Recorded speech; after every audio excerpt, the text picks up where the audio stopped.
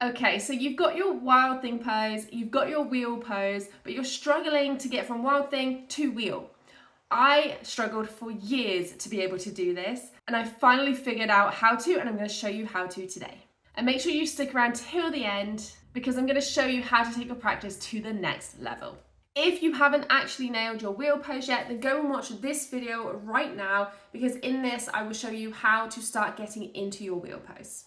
Okay, so first of all, what is wild thing into wheel pose? Let me show you. Okay, I'm keeping my socks on because it's chilly, but you come from down dog. You come into your wild thing and you flip all the way around, bring your hand down to the ground into your wheel pose. So the number one thing that stops us from transitioning from wild thing into wheel is fear. Fear of falling, fear of hurting yourself, fear of the unknown and thinking that you're too far away. This transition does require a lot of confidence in yourself. So overcoming that fear of the flip is the best way to actually get yourself into it.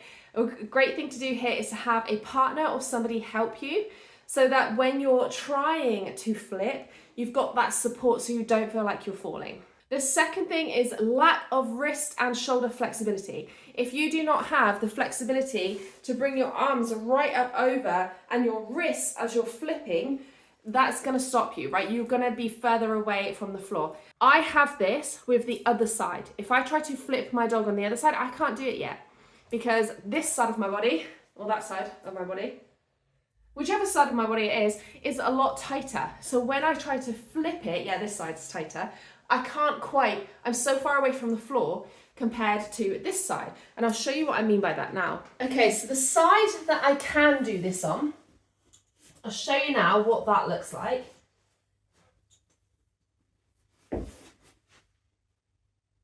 I'm like this far away, right? And then I can drop down, okay? If I'm coming from the other side, I'll show you now how far. So that was about that, right? When I'm coming from the other side,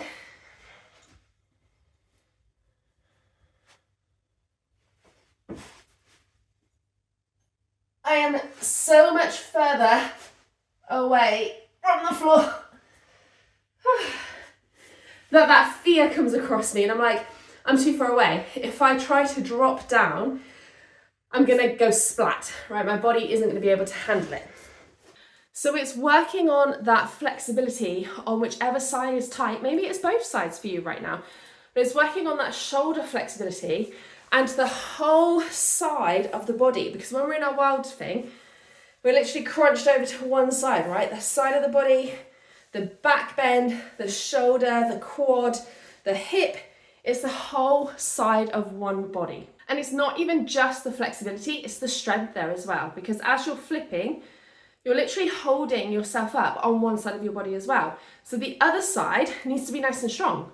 So as well as working on the flexibility on one side, you need to work on the strength on the other side. So tight hips and spine is also involved in this because, as I said, if you're tight in the front, you're tight in your back, you're not going to be able to get that flexibility to be able to reach behind. And unlike just coming into wild thing or just coming into wheel pose where you're just moving into the flexibility, as you're transitioning, you need to kind of tense different muscles and open different muscles. So it's training your body to know which muscles to strengthen and which to get flexible. And then the main thing of this is the mechanics of it, right? It's learning how to flip the dog. So let's go over that right now. Okay, so I'm going to do like a close-up of my hand movement as I come into this. You'll be able to see that if my hands stay straight, I'll show you that now, how difficult this is going to be. Right, flip, trying to get behind. Look how far away I am. So far away, right? If I come into my down dog, I know that I want to come into wheel pose. Watch my left hand. I'm going to turn it outwards, okay? Really awkwardly, wild thing. But now I've got way more flexibility to get closer to the ground. And then once that right hand's down, I can turn the left. Then I can swat out my feet, before I know it, I'm up in wheel pose. So it's learning to move that hand to the side. And then once you're about, I don't know, this height from the floor, it's just having that faith. If you haven't got the flexibility to touch the floor, it's just having that faith to drop yourself back. Okay, but the main reason or the main hinder for me in this practice was keeping this hand facing forward. Turn it, just turn it. That is it. Turn that, learn your flexibility. So the first day that I actually got my wild thing to wheel pose, if any of you follow me on Instagram, you'll know because I was like jumping up and down excited about it. I actually went live to show that I could do it because I was just so excited. The first day I got this was because that week I had been recording my backbending challenge. Inside my yoga membership, I've got a 12-day backbending challenge. I'd recorded the whole 12 days, so my body was so open and strong because of this challenge that on day 12, boom, literally, it just happened within seconds. I was like, do you know what? I'm just going to try this. Down dog, wild thing, jumped into wheel for the first time from doing that challenge. So now that you know what might be holding you back, you should know what to work on, right? Maybe it's your flexibility, maybe it's the strength, maybe it's just the transition. Now you know to turn your hand and to kind of trust that little fear of falling back if you're not too far away. Try it again to find out where you're feeling tight, where you're feeling weak.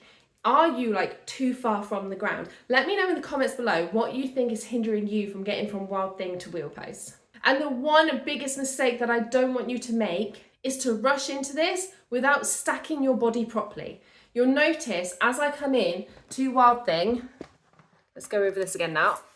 As I come into my wild thing, right, lift the leg up, stack your shoulders over your wrists first. Then drop your foot down. Sorry, I should have had my hand turned. Then drop your foot down. Then lifting up, look at my shoulder, still over my wrist, right? Then you can kind of shuffle your feet even. And then lean, lean, lean. Place that hand down and turn. And then line up, right? Feel free to shuffle your feet, shuffle your hands. Don't keep your feet in an awkward position when you've come from wild thing to wheel, because you could damage your body, right? Make sure that you set up your body correctly. Shuffle your feet where they need to be. Shuffle your hands where they need to be. Okay, so I hope that this was super helpful. If it was, give me a thumbs up. If you haven't already, make sure you subscribe so you don't miss any other tips and transitions that come out in the future. And if you're interested in the backbend challenge, but you're not unsure about joining the membership right now, there's a free 5-day version in the link below. So go and grab that. You get 5 days completely free. If you want the rest, you can come and join the membership for day 6 to 12. And if you need extra help with your flexibility, don't forget to check out this video next. This class is really going to help you to open up the heart, the hips, everything that needs to be open for wheel in a nice, calm, gentle way. You'll still feel the stretch, but it's going to be nice and slow. So go and check that one out, and I'll see you next time.